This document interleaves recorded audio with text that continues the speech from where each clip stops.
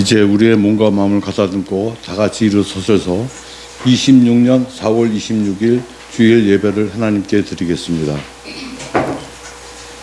온 땅이여 여호와께 노래하며 그의 구원을 날마다 선포할지어다.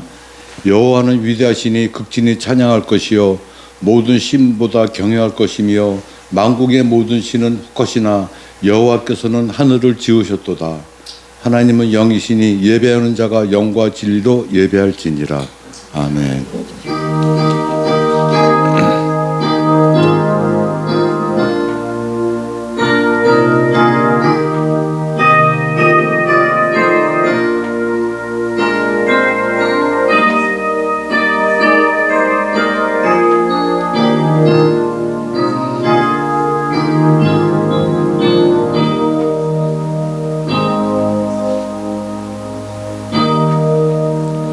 영원토록 찬송과 영광을 받으실 하나님 아버지, 높고 위대한 하나님의 이름을 찬양하며 하나님 앞으로 우리가 나왔습니다. 주의 인자하심으로 우리를 속량하시고 자녀 삼아 하늘의 신령한 복을 누리며 살게 해주셔서 감사합니다. 이 시간 나를 내려놓고 삼위일체 하나님만을 예배합니다. 젖을 땐 아이가 그의 어머니 품 안에서 안심과 평안 가운데 있듯이 시끄러운 세상 가운데서 저의 영혼과 삶도 하나님의 평안을 누리도록 인도하여 주시옵소서. 예수 그리스도의 이름으로 기원하옵나이다. 아멘. 함께 찬송가 25장으로 하나님을 찬양하겠습니다.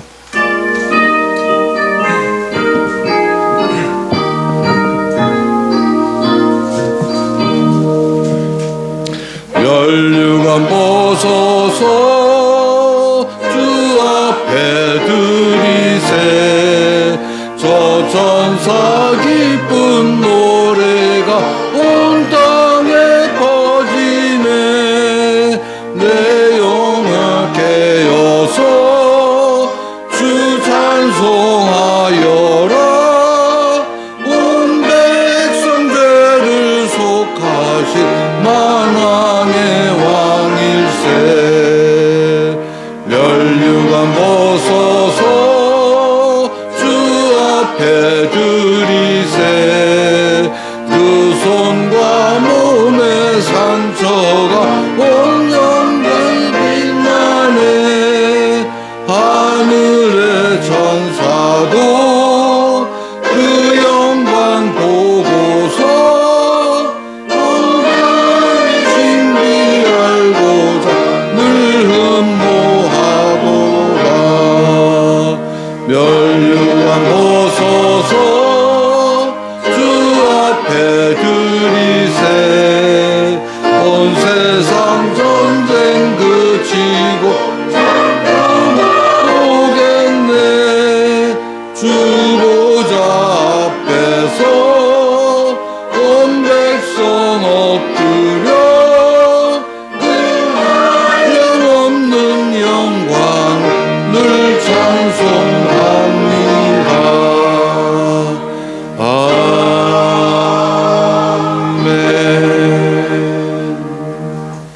사도신경으로 우리 신앙을 고백하겠습니다.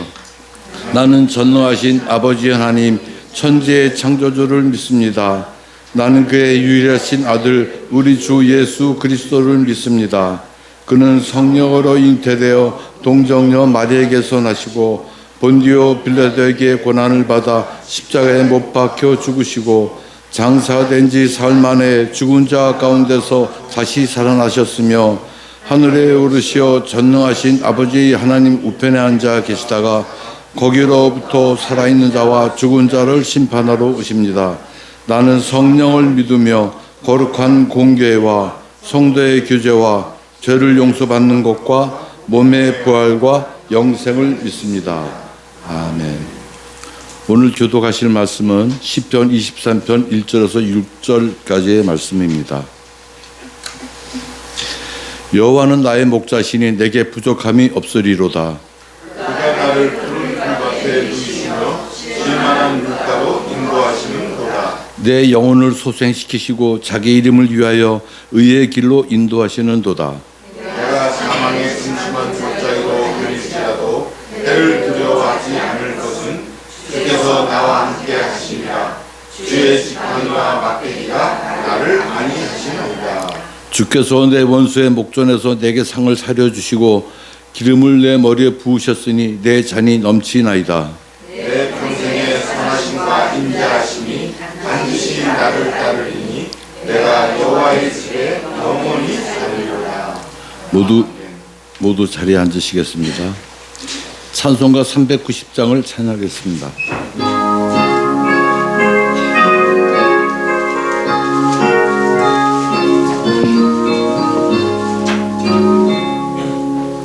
예수가 거느리시니 즐겁고 평안하구나. 주야여 자고 깨는 것 예수가 거느리시네. 주 날 항상 돌보시고 날 친히 거느리시네. 주 날 항상 돌보시고 날 친히 거느리시네. 때때로 괴로움 당하며 때때로 기쁨 누리네. 풍파 중에 지키시고 평안히 인도하시네. 주 날 항상 돌보시고 날 친히 거느리시네. 주 날 항상 돌보시고 날 친히 거느리시네. 내 주의 손을 붙잡고 천국에 올라가겠네. 괴로우나 즐거우나 예수가 거느리시네. 주 날 항상 돌보시고 날 친히 거느리시네. 주 날 날 친히 거느리시네. 이 세상 이별할 때에 마귀의 권세에 이기래. 천국에 가는 그 길도 예수가 거느리시네. 주 날 항상 돌보시고 날 친히 거느리시네. 주 날 항상 돌보시고 날 친히 거느리시네.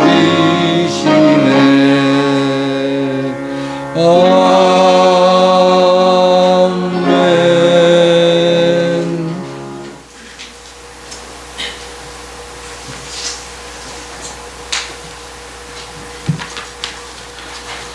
다 같이 기도하시겠습니다. 사랑과 은혜가 충만하신 하나님, 찬양과 경배를 올려드립니다. 오늘은 부활절 4번째 주일입니다. 아름답고 찬란한 생동의 계절 안에서 한 주간도 저희를 구원의 은총으로 지켜주시어 거룩한 예배의 자리로 인도해 주셔서 감사합니다. 우리들은 늘 연약한 지체라서 눈에 보이는 세상의 유혹 앞에 곧잘 넘어집니다. 온전히 믿음 안에서 용기 있게 살아내지 못함을 회개합니다. 주의 보혈로 우리들을 깨끗게 하시며 온 마음과 정성으로 예배드릴 수 있도록 인도하여 주옵소서. 하나님 아버지, 사랑으로 세우신 하늘빛 내리교회가 쇠하지 않고 부흥되도록 축복하여 주옵소서. 우리 공동체가 화목으로 오신 주님의 사랑 안에서 영혼사랑, 이웃사랑의 통로가 되게 하시며 흩어지지 않고 모이며 배려와 인내와 온정과 장성한 믿음으로 한마음이 되어서 교회를 지키며 서로 사랑하기를 멈추지 않게 도와주시옵소서. 나라들이 극심한 경쟁과 이기심과 혼돈과 전쟁으로 죽음과 상실과 아픔과 상처가 가득합니다.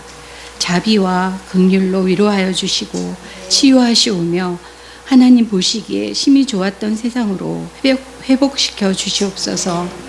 우리 목사님 늘 영육간의 강건함으로 세우시며 생명의 말씀 전하실 때 우리 모두 부활의 기쁨으로 충만해지는 은혜로 주님 맡겨주신 사명을 잘 감당할 수 있도록 거듭나게 하는 시간 되게 하여 주시옵소서. 찬양대의 찬양을 기뻐 받아주시고 각 기관에서 수고하는 손길들을 축복하여 주시옵소서. 예배 순서마다 하나님 기쁜 영광 받으소서.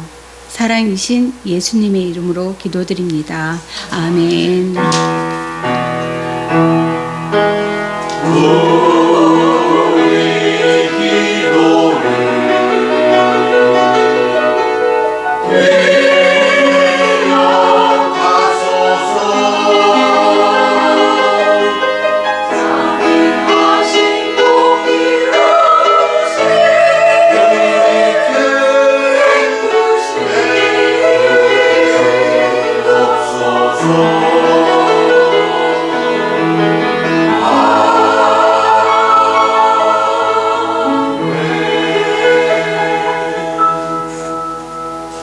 하나님께 봉헌 드리겠습니다.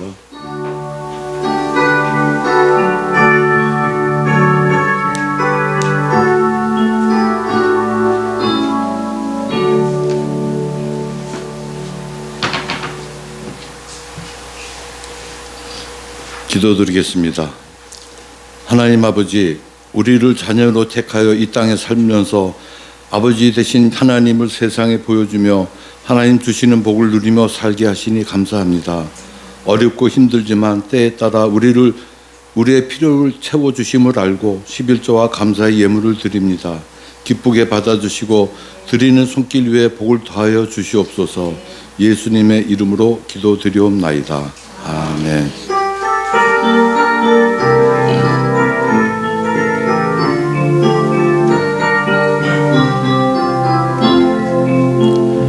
주의 사랑으로 사랑합니다. 주의 사랑으로 사랑합니다.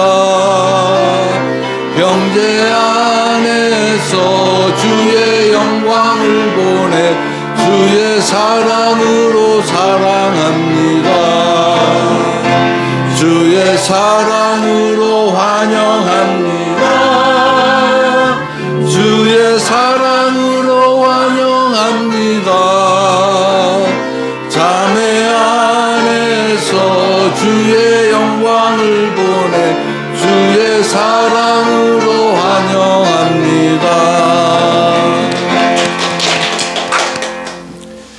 교회 소식을 알려드리겠습니다.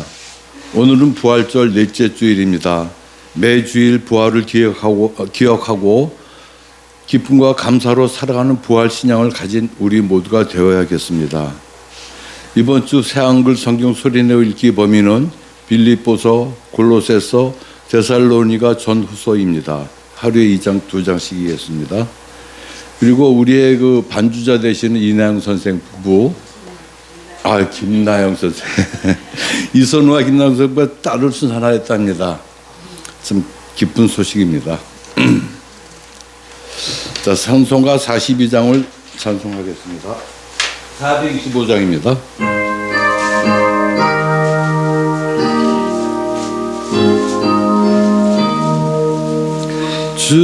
주님의 뜻을 이루소서. 고요한 중에 기다리니 진흙과 같은 날 빚으사 주님의 영상 만두소서. 주님의 뜻을 이루소서. 하옵소서. 주님 발 앞에 엎드리니 나의 맘속을 살피시사 주님 너희게 하옵소서.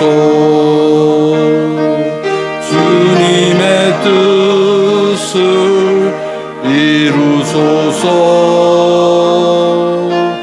들어 몸이 피곤할 때 권능의 손을 내게 펴사 영광케 하여 주옵소서. 주님의 뜻을 이루소서. 나를 주장하사 주님과 함께 동행함을 만민이 알게 하옵소서.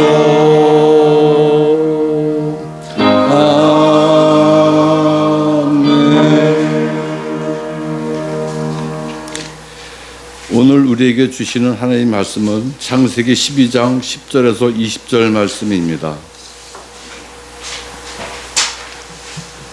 하나님의 말씀을 봉독하겠습니다. 경청하시기 바라겠습니다. 그 땅에 기근이 들었으므로 아브라함이 애굽에 거류하려고 그리로 내려갔으니 이는 그 땅에 기근이 심하였음이라. 그가 애굽에 가까이 이르렀을 때에 그의 아내 사레에게 말하되 내가 알기에 그대는 아리따운 여인이라. 애굽 사람이 그대를 볼 때에 이르기를 이는 그의 아내라 하여 나는 죽이고 그대는 살리리니 원하건대 그대는 나의 누이라 하라. 그러면 내가 그대로 말미암아 안전하고 내 목숨이 그대로 말미암아 보존되리라 하니라. 아브라함이 애굽에 이르렀을 때에 애굽 사람들이 그 여인이 심히 아리따움을 보았고 바로의 교관들도 그를 보고 바로 앞에서 칭찬하므로 그 여인을 바로의 궁으로 이끌어 들인지라. 이에 바로가 그로 말미암아 아브라함을 후대함으로 아브라함이 양과 소와 노비와 암수 나귀와 낙타를 얻었더라. 여호와께서 아브라함의 아내 사레의 일로 바로와 그 집에 큰 재앙을 내리신지라. 바로가 아브라함을 불러서 이르되 내가 어찌하여 나에게 이렇게 행하였느냐. 내가 어찌하여 그를 내 아내라고 내게 말하지 아니하였느냐. 내가 어찌 그를 누이라 하여 내가 그를 데려다가 아내를 삼게 하였느냐. 내 아내가 여기 있으니 이제 데려가라 하고 바로가 사람들에게 그의 일을 명하매 그들이 그와 함께 그의 아내와 그의 모든 소유를 보내었더라. 아멘.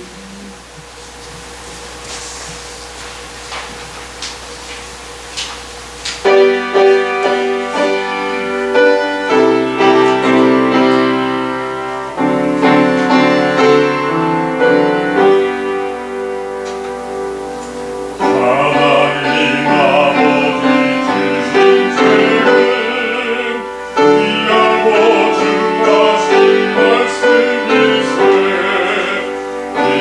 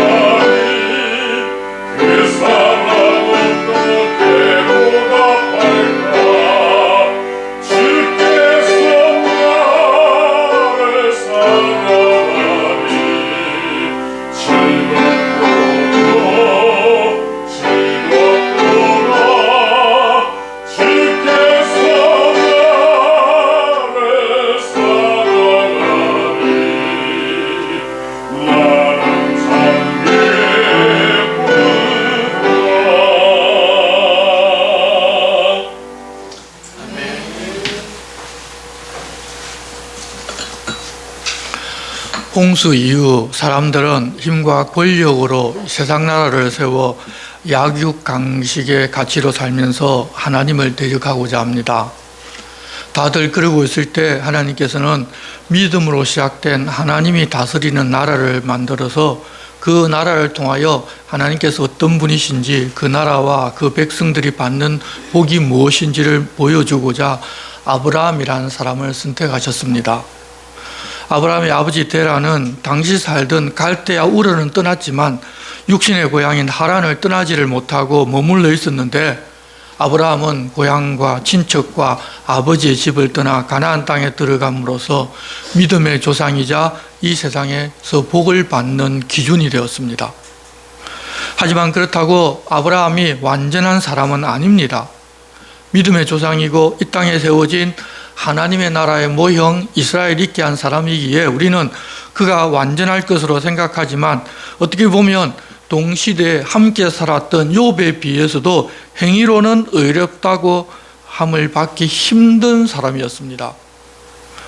하나님께서 그런 사람을 택하여 믿음의 조상과 이 땅에 세워진 하나님 나라의 모형인 이스라엘의 기초로 삼으신 것은 믿음으로 세워진 하나님의 나라는 사람이 생각하는 의에 대한 가치와 판단과는 아예 다르다는 것을 명확하게 보여주고자 그렇게 하실 것으로 우리는 생각해 볼 수가 있습니다. 오늘 이야기가 바로 그런 이야기입니다. 아브라함이 하나님을 믿음으로 그 말씀에 순종하여 알지 못하는 길을 떠났고 마침내 약속하신 그 땅에 도착하였습니다. 우리는 그때부터 모든 일이 만사형통하고 승승장구할 것으로 생각합니다. 하지만 그것이 아니었습니다. 그에게 어렵고 힘든 일이 닥쳐오고 살기 위해 실수도 합니다. 그리고 그렇게 실수하고 우리가 보기에도 믿음의 조상답지 않았음에도 불구하고 하나님은 보호해 주시고 하나님 주신 약속을 어떻게 지키시는지를 하여금 알게 해주십니다. 믿음의 조상이기 때문에 통성기도하면서 기도의 응답을 받아 가뭄에도 자기가 사는 땅에는 비가 내리고 하나님은 자기가 하는 기도를 다 들어주어서 하나님 주신 약속의 땅에서 잘 먹고 잘 사는 것이 믿음의 조상 아브라함을 통하여 우리에게 보여주신 믿음으로 사는 삶이 아니라는 것입니다. 또 하나님께서 주신 가나안 땅이라도 영구히 그의 자손에게 주고 그 땅에서 영구히 복을 받아 사는 것이 아니라 하나님 주신 그 땅에서 하나님과 함께 살면서 복을 누리기는 하지만 그렇더라도 이 땅은 영구한 것이 아니고 하나님께서 정작 하나님의 사람들에게 주고자 하시는 기업은 하나님과 함께 사는 영구한 진짜 하나님의 나라라는 것을 알려주고자 하십니다. 성도 여러분, 하나님께서 믿음의 조상 아브라함을 통하여 믿음으로 사는 것이 무엇인지 알려주시는 것은 사람은 부족하지만 하나님께서 선택하고 그 사람이 믿음으로 응답하여 믿음으로 살면 실수조차도 유익하게 만들어 주실 뿐만 아니라 하나님 해주신 약속은 반드시 지키시니 우리들도 하나님을 믿고 하나님 앞에서 하나님과 함께 살아달라고 부탁하시는 것입니다. 이제 본문을 통하여 어떤 일이 있었고 하나님께서 어떻게 그에게 주셨는지를 함께 보겠습니다. 10절입니다. 그 땅에 기근이 들었으므로 아브라함이 애굽에 거류하려고 그리로 내려갔으니 이는 그 땅에 기근이 심하였음이라. 아브라함이 아직 하나님께서 어떤 분이신지 사실 잘 모릅니다. 하나님께 어떻게 하면 좋을지 묻지도 않았고 하나님께서 어떻게 하라고 말씀하지도 않으니 그 땅에 기근이 온 것을 보고 양식이 풍족하다는 이야기가 들리는 이집트로 옮겨갑니다. 목축을 하는 사람이기 때문에 어찌 보면 이 거처를 옮겨가는 것은 당연하게 여겼을 것입니다. 그런데 이집트에 가까이 갔을 때 아내 사레에게 당신이 아름답기에 이집트 사람들이 볼 때 나를 죽이고 당신을 살릴 것이니 차라리 누이라고 하면 나도 살고 당신도 살 것이니 그리하자고 합니다. 이복 형제이기 때문에 틀린 말은 아닙니다. 이 당시는 우리가 알다시피 자기 마음에 드는 여인이 있다면 힘과 권세로 빼앗아서 자기의 여자로 삼는 것이 일상이었던 시절이면서 어떤 지역에 좀 힘이 센 왕이 있다면 주변에 살던 부족들과 정략 결혼으로 서로 싸우지 않겠다고 약조를 하던 그런 시대였습니다. 부족장의 딸이나 여동생과 결혼하여 가족이 되어서 화친을 도모하는 것이 바로 일상이었다는 것입니다. 그렇지만 부족장의 아내일 경우 그 아내가 아름다워서 자기가 가지고자 하면 자기보다 힘이 약한 부족장을 죽이고 그 아내를 빼앗을 것입니다. 그런 세상의 흐름을 고려하여 이집트의 바로도 그럴 것이니 아브라함이 아내 사레에게 우리가 서로 살기 위해서 누이라고 하는 것이 어떻게 하겠느냐고 했을 것이고, 사레도 역시 사는 것이 우선이기 때문에 동의를 했을 것입니다. 아브라함이 이집트에 도착하자 이집트 사람들이 사레를 보고서 아름답다는 소문을 냅니다. 그 이야기가 바로의 신하에게도 그리고 바로에게까지 들어갑니다. 바로는 당연히 사람을 보내어서 우리가 혼인으로 한 부족처럼 살자며 부족장의 동생인 사레를 데리고 오라고 하였을 것입니다. 그리고 혼인에 대한 대가로 상당한 양의 양과 소와 노비와 암수 나귀와 낙타, 그리고 여기는 나오지는 않지만 은금 보석들을 아브라함에게 줍니다. 아브라함은 말없이 다 받습니다. 세상의 눈으로 보면 계약이 성립이 된 것입니다. 모든 것이 다 끝났습니다. 아브라함은 목숨을 건졌고 재물도 얻었습니다. 하지만 사레는 잃어버렸습니다. 믿음의 조상이라는 아브라함에게 믿음이라고는 하나도 없고 그냥 세상 방식을 그대로 따라갔습니다. 하나님께서 자기에게 큰 민족을 이루어 주겠다고 하셨던 약속도 기억이 없었고, 하나님 보호해 주신다는 믿음은 그냥 그런 생각조차도 하지를 않은 것입니다. 그렇지만 이때 하나님이 개입하십니다. 이 일로 이집트에 큰 재앙이 임하게 하셨는데 바로와 그 가족들에게도 여러 가지 질병이 동시다발적으로 발생했던 것 같습니다. 그런 까닭에 사레와의 혼인 예식 일정을 진행하지를 못하게 된 것입니다. 바로는 그 이유를 찾다가 아브라함의 아내를 데려온 일로 인하여 하나님께서 재앙을 내리셨다는 사실을 알게 되었습니다. 바로는 아브라함을 불러서 경멸하듯이 질책을 합니다. 18절입니다. 내가 어찌하여 나에게 이렇게 행하였느냐? 내가 어찌하여 그를 내 아내라고 내게 말하지 아니하였느냐? 내가 어찌 그를 누이라고 하여 내가 그를 데리다가 아내를 삼게 하였느냐? 바로가 하는 말에는 억울하다는 표현이 넘쳐납니다. 아브라함과 잘 지내보려고 동생과 혼인하고자 많은 선물도 하였는데 그 여인을 데려왔다고 재앙이 임하고, 그 여인은 아브라함의 아내인데 데려왔기 때문에 하나님께서 그렇게 하셨다는 말을 들었을 때 얼마나 억울했겠습니까? 바로가 뭐 잘못한 것이 있습니까? 없지 않습니까? 그렇지만 바로는 하나님께서 하신 이야기를 들었기에 사례를 돌려보내고 선물 준 것도 도로 받지를 아니하고 그냥 다 주고서 백성 중에 아무도 그를 아브라함에게 해를 가하지 말라고 하라고 하고서 그 일행을 이집트에서 내어 보냅니다. 이 일로 아브라함은 한몫 든든히 챙깁니다. 우리는 이렇게 하는 아브라함을 어떻게 평가해야 하겠습니까? 다들 이런저런 이야기를 많이 하지만 성경은 우리에게 그런 평가를 하라는 것이 아니라 하나님께서 아브라함에게 어떻게 주셨는가를 보게 합니다. 성경은 아브라함에 대한 평가를 전혀 하지를 않습니다. 우리는 이런 일이 있을 때 남을 평가하는 것을 즐겨하고 그것으로 내가 더 잘 알고 내 믿음이 좋다고 자랑하고자 하지만 사실 50보 100보입니다. 하나님께서 하신 일은 보지 않고 우리는 그렇게 사람을 보면서 좋은 신앙은 어떤 것인지를 생각합니다. 하지만 하나님께서 하신 일을 보는 사람이 하나님의 사람입니다.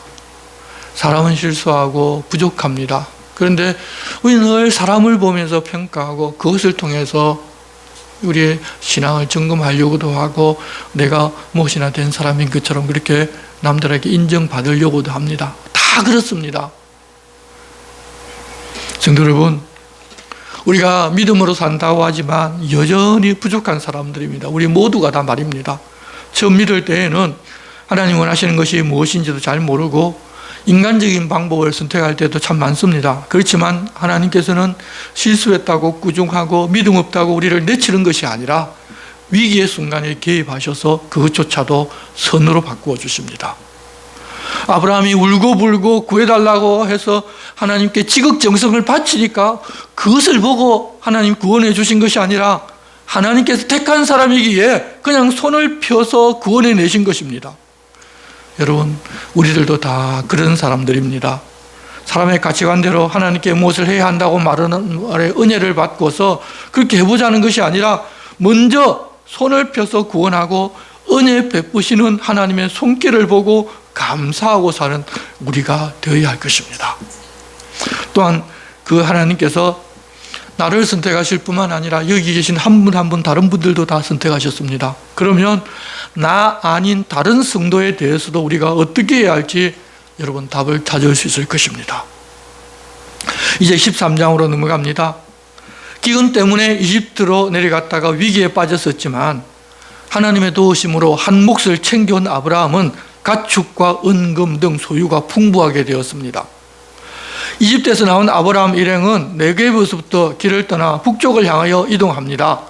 베델에 도착하고 이어 베델과 아이 사이 전에 장막을 쳤던 곳에 도착했는데 가나안 땅에 와서 처음으로 하나님께 제단을 쌓은 곳이었습니다. 여기서 다시 하나님의 이름을 불렀다는 것은 그 땅을 후손들에게 주신다는 말도 믿지를 않았고 살기 위해 이집트로 옮겨갔던 그 일과 아내를 누이라고 속이고 자신의 목숨을 부지하고자 했던 일 등이 잘못이었다는 것을 이제는 깨닫고 또 하나님께서 자기를 위하여 행하신 일들을 기억하고 하나님께 감사의 제사를 드렸다는 그런 이야기일 것입니다. 여러분, 이 신앙의 회복은 하나님께서 나에게 주신 것을 다시 생각할 때 일어납니다. 말씀과 내게 주신 것을 생각하고 그 은혜를 아는 모두가 됩시다. 이때까지는 조카 롯이 아브라함과 함께 합니다. 하지만 그 땅은 초지가 아니라 언덕과 돌이 많은 산지여서 가축에게 먹이를 공급할 초지와 우물이 넉넉하지가 않습니다. 그런데 소유가 불어나니 풀과 우물이 부족할 뿐만 아니라 이 가나안 사람과 브리스 사람들도 그것에 거주하여 함께 목축을 하기 때문에 아브라함의 가축을 치는 목자와 롯의 가축을 치는 목자가 서로 다툽니다. 풍성함이 오히려 다툼이 되었습니다. 그렇게 되자 아브라함은 조카 롯과 더 이상 함께하지 못한다며 헤어져 각자 살자고 합니다. 그래서 내가 왼쪽으로 가면 자신은 오른쪽으로 가고 롯이 오른쪽으로 가면 자신은 왼쪽으로 가겠다고 합니다. 그런데 사실 조카 롯은 그냥 삼촌과 조카 사이가 아닙니다.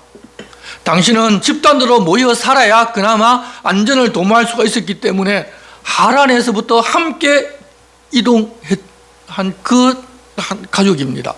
더구나 자녀가 없는 아브라함에게 조카 롯은 이후 자신의 모든 것을 상속하고 받을 수 있는 상속자이기도 합니다. 지금도 혈육이 중요한데 당신은 더더욱 그랬을 것입니다. 그러니 헤어지는 것은 사실 그렇게 쉽지 않은 일입니다. 그럼에도 불구하고 그렇게 나누고 각자의 길로 가기로 했다는 것은 이 당시의 문제가 우리 생각 이상으로 아주 심각했다는 이야기입니다. 그런데 아브라함이 이집트로 갈 때에는 자기가 선택하고 실행했지만 이제는 자기가 선택하는 것이 아니라 순리와 하나님의 인도하심에 맡깁니다. 이집트에 다녀온 후에 이제 그것이 달라진 것입니다. 그 말들은 롯이 눈을 들어서 요단 지역을 바라보았습니다. 소알까지 물이 넉넉해서 풍부한 초지도 있고 가축을 치기에 아주 최적이었습니다. 하지만 달을 넉넉하게 살고 있었기 때문에 그들은 하나님 없이 자기가 주인된 삶을 살며 하나님을 대적하고 살고 있었습니다. 롯은 그런 면은 전혀 고려하지를 않고 어떻든지 자기의 가축이 늘어나고 산업이 넉넉해지는 것만 바라보고서 그쪽으로 떠나겠다고 하고서 이동하는데 점점 장막을 옮겨서 하나님 앞에 악하여 죄인의 길에 서서 살아가는 소돔까지 옮겨갑니다. 여러분, 사람이 드는 것은 별 표시가 나지 않지만 떠나면 바로 표시가 납니다. 어쩌면 상속자로 여겼던 롯이 떠나자 아브라함은 많이 섭섭했을 것입니다. 그런데 바로 그때 하나님께서 아브라함에게 말씀하십니다. 14절 너는 눈을 들어 너 있는 곳에서 북쪽과 남쪽 그리고 동쪽과 서쪽을 바라보라. 보이는 땅을 내가 너와 내 자손에게 주리니 영원히 이르리라. 내가 내 자손이 땅에 티끌 같게 하리니 사람이 땅에 티끌을 능히 셀 수 있을진데 내 자손도 세리라. 너는 일어나 그 땅을 종과 횡으로 두루 다녀보라. 내가 그것을 내게 주리라. 너에게 자녀가 있을 것이고 결국 내 선택이 된 이 땅을 너와 내 자손에게 영원히 주고 내 자손을 땅에 티끌과 같이 많게 할 것인데 사람이 땅에 티끌을 셀 수가 있다면 내 자손도 셀 수 있을 것이라며 자손이 셀 수도 없이 많을 것이라고 그렇게 말씀하셨습니다. 그리고 일어나 땅을 사방으로 두루 다녀보고서 얼마나 넓은지 확인해 보라고 하시면서 그것을 아브라함에게 주겠다고 다시금 약속해 주셨습니다. 하나님께서 약속을 해주시면 그 약속을 신실하신 하나님께서 이루어 가시지 우리가 이루는 것이 아닙니다. 우리는 그냥 약속해 주신 하나님과 함께 살아가기만 하면 됩니다. 아브라함도 그 약속을 받고서 장막을 옮겨서 헤브론에 있는 마므레 상수 숯불에 도착해 거기에 거주하면서 또 여호와를 위하여 제단을 쌓고 하나님과 함께 하루하루를 살아갑니다. 이제 14장은 롯을 구원하는 아브라함 이야기입니다. 그때 이 바벨론 땅에 살던 여러 부족이 힘을 모아서 소돔과 고모라가 있는 남쪽 땅으로 쳐들어옵니다. 그 이유는 그들이 12년 동안 곡물을 바치다가 주변 부족들과 연합을 해서 더 이상 그들을 섬기지 않겠다고 해버렸기 때문입니다. 그래서 북쪽에서 쳐들어오자 그 땅에 사는 사람들도 군대를 일으키고 힘을 모아서 대적하는데 가나안 땅 주변에 살던 부족 연합이 패하고 맙니다. 그래서 노략질을 당하는데 소돔에 사는 아브라함의 조카 롯도 사로잡히고 재물도 다 빼앗기고 끌려갑니다. 그 소식을 아브라함이 들었습니다.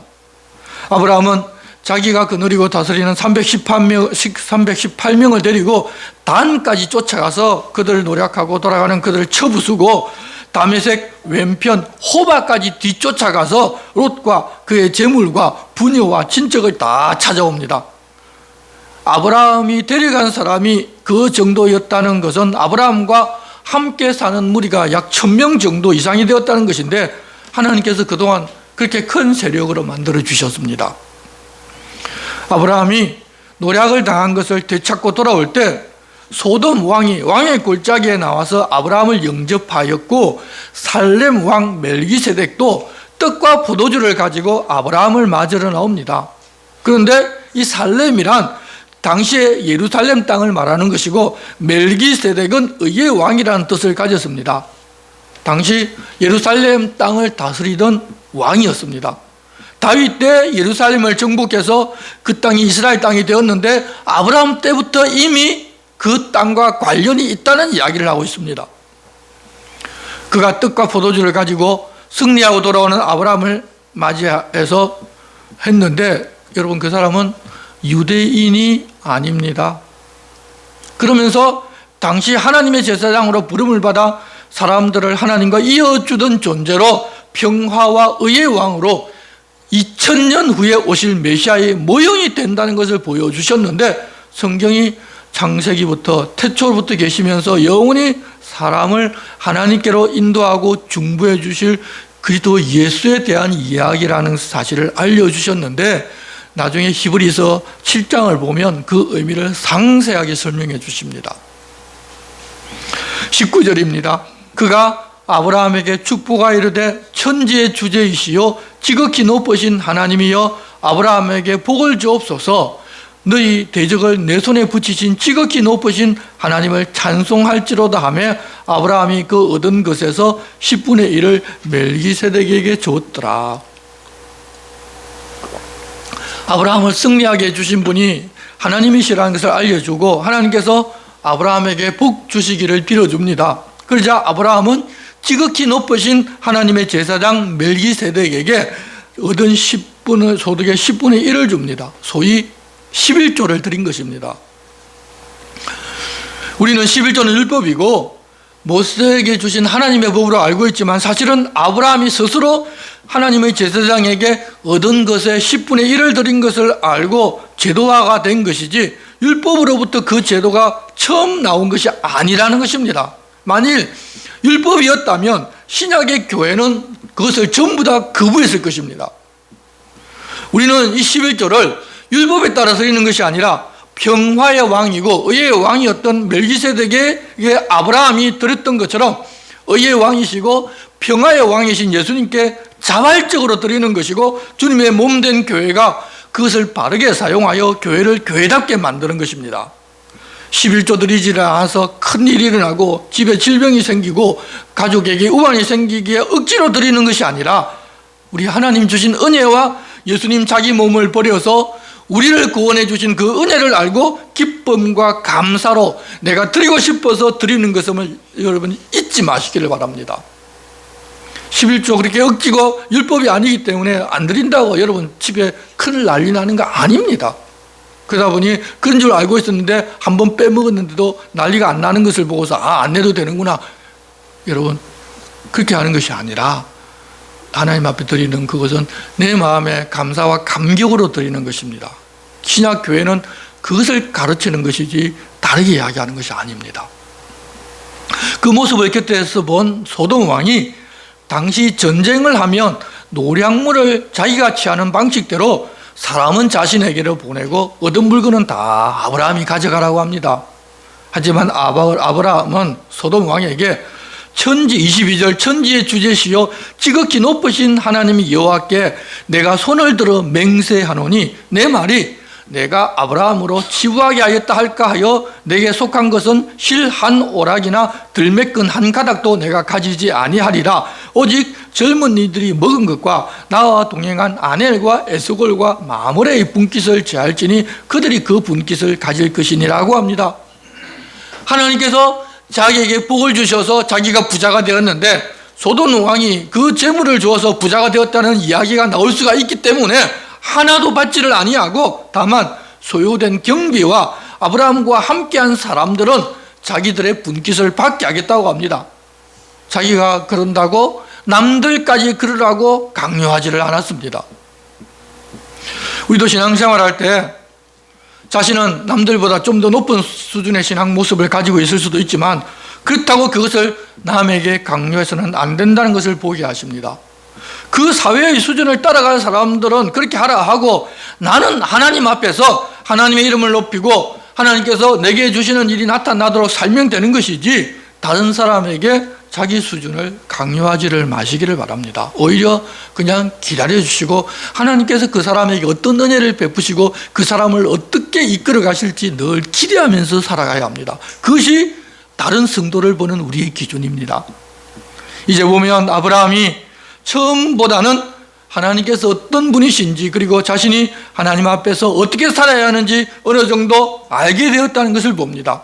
이집트에 내려갈 때와는 많이 달라졌습니다.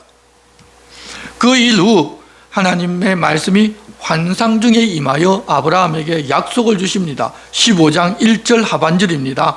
아브라함아 두려워하지 말라. 나는 내 방패요 너의 지극히 큰 상급이니라. 아브라함이 이르되 주 여호와여 무엇을 내게 주시려 하나이까? 나는 자식이 없사오니 나의 상속자는 이 다메섹 사람 엘리에셀이니이다. 아브라함이 또 이르되 주께서 내게 씨를 주지 아니하셨으니 내 집에서 길린 자가 내 상속자가 될 것이니이다. 하나님께서 내가 내 방패이고 지극히 큰 상급이라고 하셨습니다. 여러분 하나님이 상급이 되신다면 이 땅에 살 때 무엇을 주셔야 하는 것이지 않습니까? 그래서 무엇을 주시려냐고 물으면서 자기에게는 자식이 없고 종인 다메섹 엘리에셀의 상속자라면서 자기 죽으면 없어질 상속에 자기는 별 관심이 없다고 합니다. 지금도 그렇지만 당시 최고의 상급은 자녀였습니다. 그런데 상급을 주신다고 하니 자기에게 필요한 상급은 자녀라는 것입니다. 그 상급이 없어서 재산의 모든 상속은 다메섹 출신의 종 엘리에셀에게 돌아갈 것인데 아무리 큰 상급을 내게 주어봐야 이미 나이 여러분 그렇게 되었는데 내게 무슨 소용이냐고 그렇게 이야기한 것입니다. 여러분, 이 세상에서 무엇을 얻고 잘되고 하는 것이 지금 사람들에게는 최고의 상급이지만 세상에서의 최고의 상급은 언제나 자녀입니다. 우리는 그것을 참 많이 착각하고 살아갑니다. 아브라함이 그렇게 자식도 없는 놈이 상급을 받아와야 무슨 소용이 있느냐는 식으로 말하자 4절 여호와의 말씀이 그에게 임하여 이르시되 그 사람이 내 상속자가 아니라 내 몸에서 날 자가 내 상속자가 되리라 하시고 그를 이끌고 밖으로 나가 이르시되 하늘을 우러러 뭇 별을 셀 수 있나 보라. 또 그에게 이르시되 내 자손이 이와 같으리라고 말씀하십니다. 하나님께서는 아브라함이 그렇게 말하자 그 사람이 내 상속자가 아니라 내 몸에서 날 자가 상속자가 된다고 하셨고 그를 이끌어 밖으로 나가 하늘을 우러러 별을 셀 수 있는가 보라고 하셨습니다. 하늘의 별 너무 많아서 우리는 셀 수가 없습니다. 그러면서 내 자손이 이와 같으리라고 다시 또 말씀하셨습니다. 지금 우주과학자들은 사람이 우주를 아는 것은 우주의 약 4% 정도라고 말을 하는데 사실 따지고 보면 그것도 모릅니다. 그러면서 다 아는 것처럼 자기가 주인 되어서 살아가는데 하나님께서 자녀도 없는 아브라함에게 내 후손이 하늘에 셀 수 없는 별들과 같을 것이라고 말씀하셨고 우리는 지금 하나님 말씀하신 그대로 되었다는 것을 보고 알고 살아가고 있습니다. 그렇게 믿을 수 없는 말씀을 아브라함에게 하셨는데 6절 아브라함이 여호와를 믿으니 여호와께서 이를 그의 의로 여기시고 나이 85세가 되기까지 75세의 부름을 받아 하나님의 말씀을 하나님을 믿고 떠났는데 10년이 지나기까지 여러분 자녀가 생기지 않은데 이후에 자녀가 생긴다는 믿을 수 없는 이야기를 하나님이 또 하셨습니다. 그런데 아브라함은 하나님을 믿었다는 것입니다. 그래서 하나님께서 그렇게 믿는 것을 그의 의로 여기셨습니다. 의로 여기셨다는 것은 죄가 없이 완전한다는 의미가 아니라 죄도 있고 부족하지만 믿으니 의롭다고 보아주신 것입니다. 말도 안 되는 말씀을 하시는 하나님을 믿는다는 것은 그래도 하나님 앞에서는 그가 여전히 순전함을 가지고 살고 있다는 그런 이야기입니다. 믿었다고 하니 그러면 이제부터는 흔들리지 아니하는가 하면 또 그것도 아닙니다. 하나님께서 이미 그렇게 해주기로 약속하고 그를 가나안 땅으로 데리고 오셨습니다. 그런데 믿지 않고 다메섹의 엘리에셀을 상속자로 생각하고 있습니다. 이후에도 사레의 말을 듣고서 하갈을 통해 아들을 낳아서 상속자로 삼는 것이 하나님의 뜻인 줄로 알고 또 흔들립니다. 믿었지만 흔들리기도 한다는 것입니다. 그렇지만 하나님께서 붙잡아 주시고 하나님께서 약속하신 것을 모자람도 없이 하나님이 이루어 주시는 것입니다. 우리가 그런 삶을 끝까지 살아가는 것이지 한 번 믿으면 그때부터 전혀 흔들리지 않는 것이 아닙니다. 그래서 믿다고 흔들린다고 내게 믿음이 아예 없다고 생각하고 절망하고 떠나서는 안 되는 것입니다. 성경은 믿음의 조상이라고 할지라도 한두 번이 아니라 여러 번 흔들렸고 그랬지만 하나님께서 붙들어 주셨고 결국 하나님 이끌고 지켜서 약속하신 대로 다 이루어지게 하신다는 것을 보고 우리도 믿음으로 사는 것이 무엇인지를 바르게 알고 살자고 우리에게 말씀해 주시는 것입니다. 일반적으로 우리가 믿음이라는 것을 요즘은 많이 오해를 합니다. 열심히 기도하고 충성봉사하고 하나님께 내 해달라는 데 해주면 하나님이 그것을 보고 내게 응답하셔서 내 믿음이 좋은 것을 드러내는 것으로 많은 사람들이 그렇게 이해합니다. 그것은 이교의 믿음이지 기독교 믿음이 아닙니다. 그런데도 그 믿음이 오늘날 교회 사람들의 대부분의 마음속에 자리 잡고 있습니다. 왜? 하나님의 말씀을 모르고 하나님의 마음도 모르기 때문입니다. 실수했던 아브라함도 하나님과 함께 사는 시간이 많아지면서 서서히 달라집니다. 그럼에도 다시 실수합니다. 실수하는 것이 문제가 아니라 하나님과 함께 사는 것이 중요하고 그를 믿는 것이 중요하다는 것입니다. 하나님께서 우리에게도 그것을 기대하고 계시다는 것을 우리들 모두가 다 알았으면 좋겠습니다. 그래서 지금 당장은 부족하고 실수투성이일지라도 하나님은 그 모든 과정을 통하여 하나님의 사람으로 만들어 가시는 것으로 알고 하나님과 함께 살기를 힘쓰며 그 말씀을 읽고 듣고 믿는 우리 모두가 됩시다. 하나님 그러자고 오늘 우리를 권유하십니다. 기도하겠습니다. 하나님 아버지, 오늘 믿음의 조상 아브라함이 어떻게 살았는지와 하나님께서 무엇을 의도 여기셨는지 보여주셔서 감사합니다. 믿음으로 의롭다고 하심을 받은 것은 죄 없이 완전하게 사는 것이 아니라 하신 말씀을 믿을 때 의롭다고 하셨다는 것을 알고 저희도 믿음으로 산다고 하지만 종종 실수하고 잘못하는 일도 많아서 때로 그런 날을 보고 절망하기도 하지만 비록 실수하고 오해하고 하나님보다 앞서 나가 살 때도 있더라도 하나님께서 이끌어 하나님의 사람으로 만들어 가시는 줄을 알아서 다시 일어서고 하나님과 함께 사는 것을 은혜로 감사로 여기고 기쁨으로 살아갈 수 있도록 도와주시옵소서. 예수님의 이름으로 기도드리옵나이다. 아멘. 모두 일어서셔서 찬송가 53장을 드리겠습니다.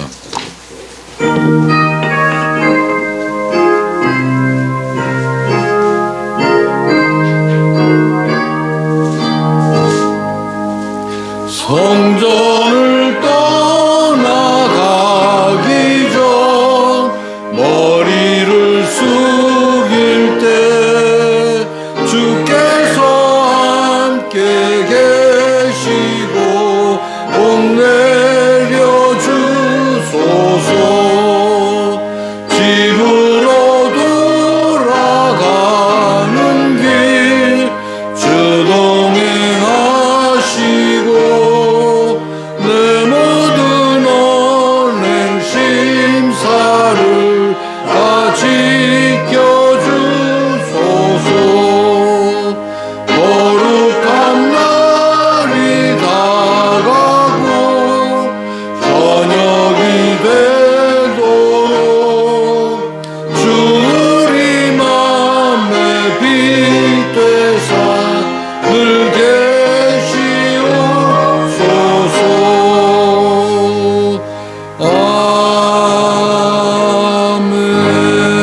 아멘.